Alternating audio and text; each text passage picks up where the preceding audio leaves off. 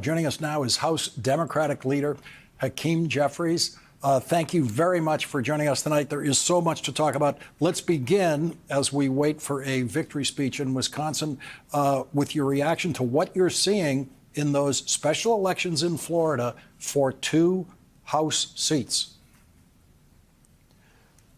Well, good evening, Lawrence. Great to be with you. It was an incredible overperformance by the 2 Democratic candidates in 2 ruby red districts. Florida 1, which Donald Trump won by 37 points, and Florida 6, where Josh Weil ran a great campaign in a district that Donald Trump had just won by 30 points. And what we're seeing, of course, is something that we've seen all across the country since the early special elections that began in late January. And that is Democratic energy and overperformance, coupled with independent swing voters and even moderate Republicans breaking for the Democratic candidate and rejecting the extremism, the outrageous behavior of this administration and their effort to harm everyday Americans. As you look at the Wisconsin result, this was something I did not expect to be discussing with you during this hour tonight. We expected this to be a closer race. We expected the call to come much later in the evening. We saw Elon Musk personally go out there. We saw him hand million-dollar checks to voters, trying to literally buy the election right there in Wisconsin. What does it tell Republican members of the House of Representatives who are counting on Elon Musk to get them reelected? It's time for them to walk away from this unelected, unpopular, unhinged, and un-American billionaire puppet master. Elon Musk was just rejected decisively by the voters of Wisconsin. He tried to spend his unlimited resources to buy a state Supreme Court seat in Wisconsin, and it failed spectacularly. The voters rejected Donald Trump, they rejected Elon Musk, and they rejected the rapidly deteriorating Republican brand. We have to continue as Democrats to make it clear to everyday Americans that we are fighting to build an affordable economy and to drive down the high cost of living, while at the same time pushing back against Republican extremism and their efforts to cut Social Security, cut Medicare, cut Medicaid, and undermine our democracy and the American way of life. Clearly, the American people are with us as it relates to what they are seeing in Washington, D.C., and we've now seen this in special elections in January, in February, in March, just recently in Pennsylvania, and now, of course, decisively in April in Wisconsin.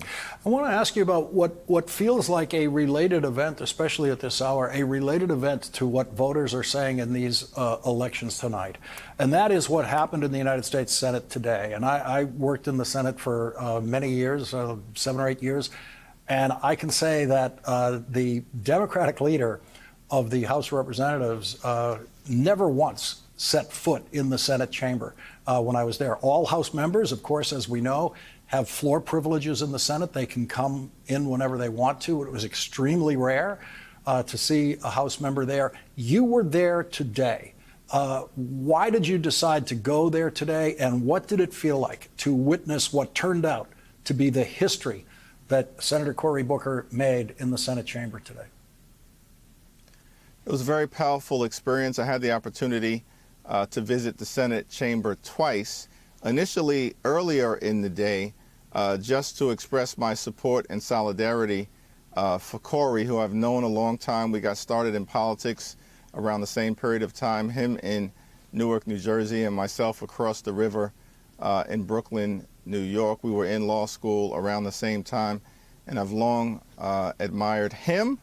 But today was really Senator Cory Booker taking it to the next level on behalf of the American people, and indeed, I would argue, Lawrence, the free world. And so it was powerful to be on the Senate floor with him earlier today.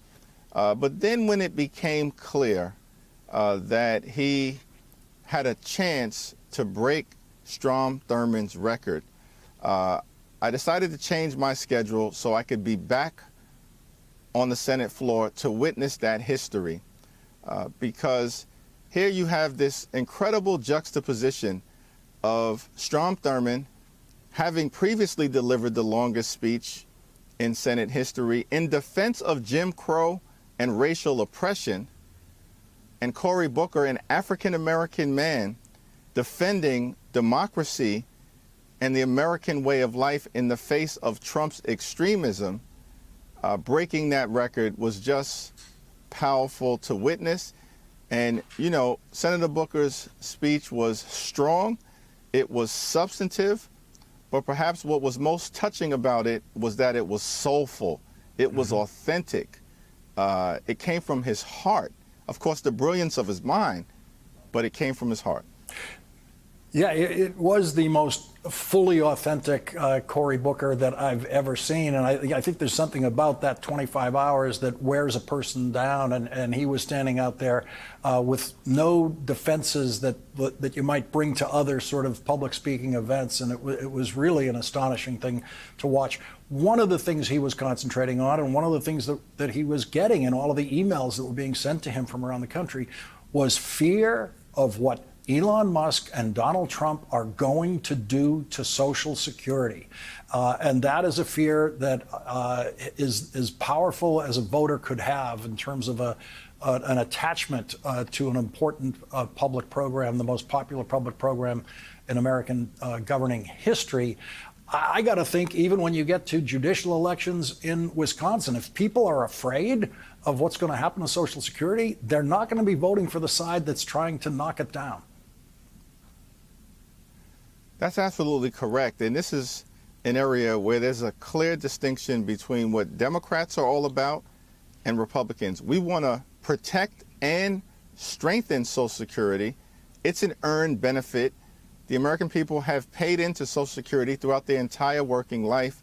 And the nerve of these Republicans, led by Donald Trump and Elon Musk, who want to take a chainsaw to Social Security, the most important anti-poverty program for older Americans ever invented, which also happens to be this earned benefit. And why do they want to decimate Social Security? Because they want to actually give massive tax cuts to their billionaire donors, people like Elon Musk. And so I thought what Senator Booker did today was incredibly powerful in speaking to this issue. And as you know, Lawrence, in the House, we had a Democratic-led hearing on Social Security, the threats that it is under, and our commitment as Democrats to protect it. And you did. I watched some of that hearing, and you did something at that hearing. I know you were present at the hearing. That Republicans would never do. You actually listened to Social Security recipients and people whose lives could not work without their Social Security check. There was a woman who testified, I saw her testify, saying her Social Security check is $1,500 a month. $1,500 a month. And without that, she would be homeless. And the stakes identified by the actual beneficiaries in that hearing were as clear and as powerful as you could ask for. That's absolutely right.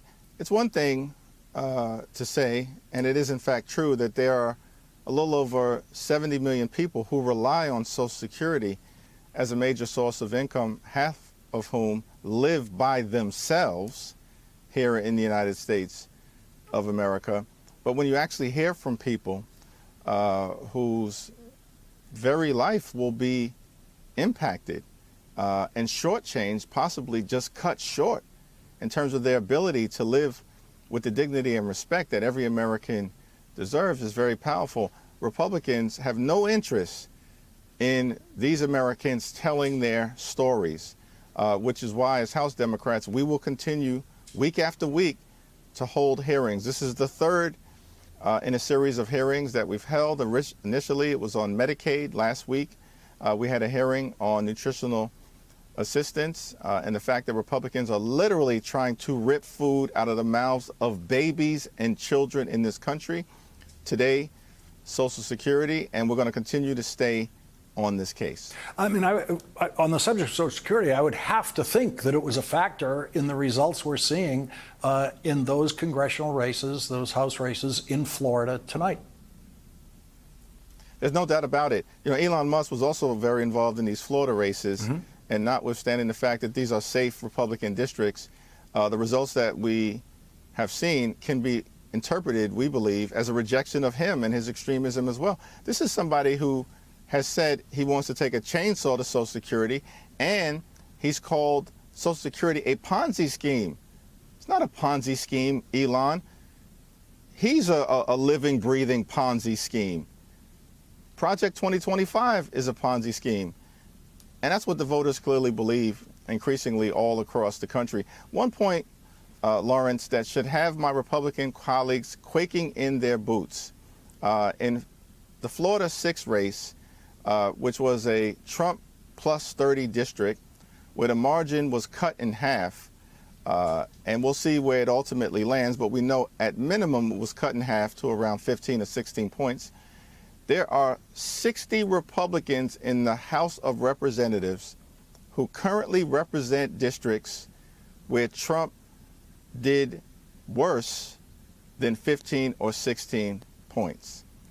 And every single one of those districts, there's now a target on the backs of those House Republicans. House Democratic Leader Hakeem Jeffries, thank you very much for joining us on this important night. Really appreciate it. Thanks, Lawrence. Thank you.